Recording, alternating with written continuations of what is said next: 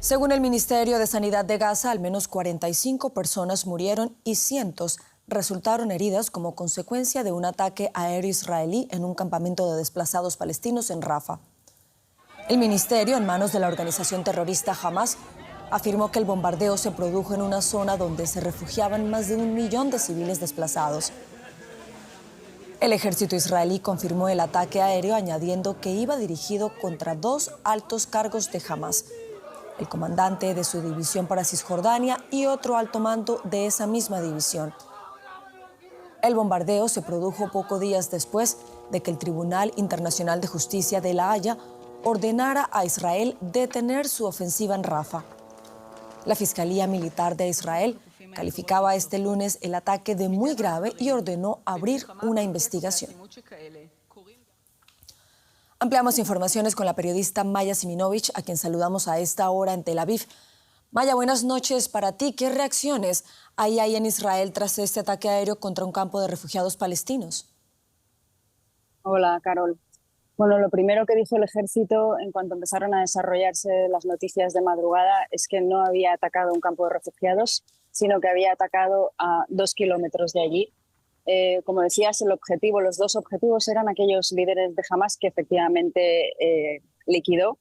Y lo que pasó después todavía no está claro. El ejército israelí, en un paso muy contenido, ha dado muchísimos comunicados hoy, o varios comunicados, diciendo que se está investigando este incidente. Netanyahu se ha pronunciado y ha dicho que es trágico. Si Netanyahu se ha pronunciado, entonces que realmente algo está pasando un poco más allá de lo que estamos acostumbrados.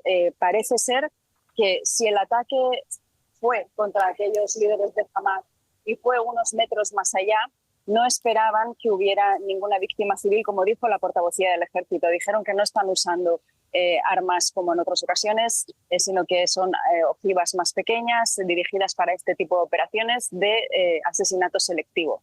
Todo esto han sido muy abiertos en esta explicación, con lo cual también parece que están sorprendidos y disgustados que esto haya sucedido.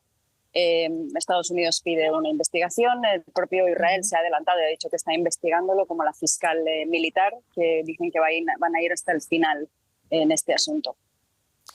Bueno, Maya, y se ha registrado otro incidente en el que perdió la vida un soldado egipcio. ¿Qué más se sabe sobre este hecho? La verdad que se sabe poco. Se considera aquí un incidente muy grave. Las relaciones entre Egipto e Israel están en declive desde que Israel tomó el paso de Rafah, que, como sabemos, conecta Gaza con Egipto.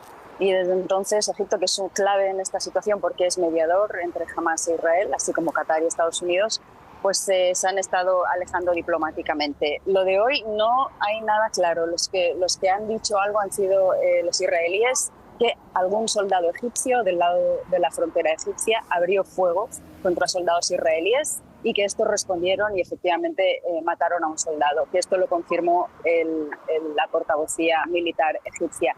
Están, de hecho, discutiendo entre las partes. Estas son las buenas noticias, que Egipto e Israel están hablando de este incidente para clarificarlo. No se sabe hacia dónde nos va a llevar y si nos va a llevar hacia algún lado. Lo que pasa es que es un símbolo más de que las cosas no están funcionando. Maya Siminovich en Tel Aviv, gracias por estas informaciones. Gracias, Carol. Entre tanto, los ministros de Exteriores de la Unión Europea se reúnen en Bruselas para debatir cómo mejorar el suministro de ayuda humanitaria a Gaza. El bloque está considerando la reactivación de su misión de asistencia fronteriza en Rafah, lo que permitiría a la Unión Europea hacerse cargo de la gestión del tránsito de mercancías y personas desde el paso fronterizo. Esta misión civil está congelada desde 2007, cuando Hamas asumió el control total de Gaza. Sin embargo, su reactivación necesitaría la aprobación unánime de todos los Estados miembros de la Unión Europea. En la reunión, los periodistas preguntaron al jefe de la política exterior de la Unión Europea, Josep Borrell, qué hará el bloque comunitario en relación con la decisión de la Corte Internacional de Justicia respecto a la ofensiva israelí en Rafah. Escuchemos.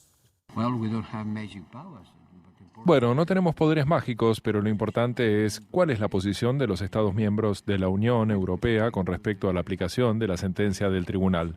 Todo el mundo está de acuerdo en que las sentencias de la Corte Internacional de Justicia son vinculantes y tienen que ser aplicadas. Veamos qué pensamos al respecto y cómo quieren reaccionar los Estados miembros.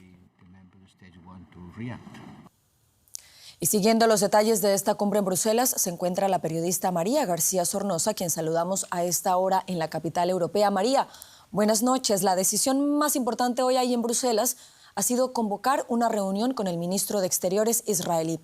¿Qué detalles nos puedes contar tú al respecto? Sí, claro, los 27 ministros de Asuntos Exteriores han acordado hoy invitar a su homólogo israelí para hablar de los últimos acontecimientos en Gaza, especialmente de esas operaciones de las últimas horas en Rafah que estarían vulnerando las sentencias del Tribunal Internacional de Justicia, algo que preocupa y mucho aquí en Bruselas. La cita todavía está muy estéril, poco madura, no tiene una fecha, tampoco hay acuerdo entre los 27 sobre cómo abordarla y ni siquiera es seguro que el gobierno de Benjamin Netanyahu vaya a aceptar en un momento en el que se encuentra en plena tensión y ofensiva diplomática con países como España, Irlanda y Noruega, que mañana reconocerán el Estado palestino. Este encuentro sería el primer paso a la respuesta de la petición de España e Irlanda, que pidieron revisar las relaciones comerciales, el acuerdo de asociación entre la Unión Europea e Israel por presuntas vulneraciones de derechos humanos. La Unión Europea todavía no está ahí, no hay consenso entre los 27 y por lo pronto solo se abre a dialogar con Tel Aviv. María, los ministros de Exteriores de los 27 coinciden en que las sentencias de La Haya son vinculantes. Si Israel las incumple, ¿cómo respondería Bruselas a esto?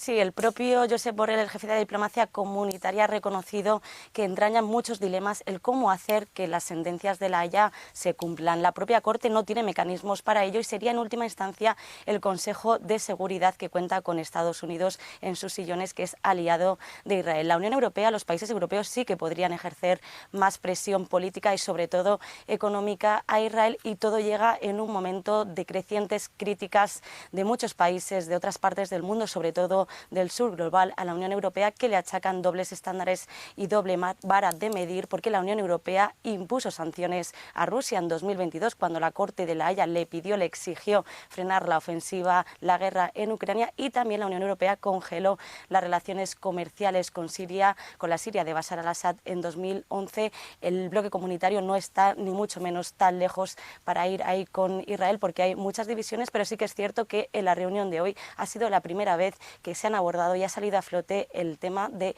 poder imponer sanciones en un futuro a Israel. María García Sornosa en Bruselas, gracias por contarnos detalles a propósito de esta primera jornada de cumbre allí en la capital europea.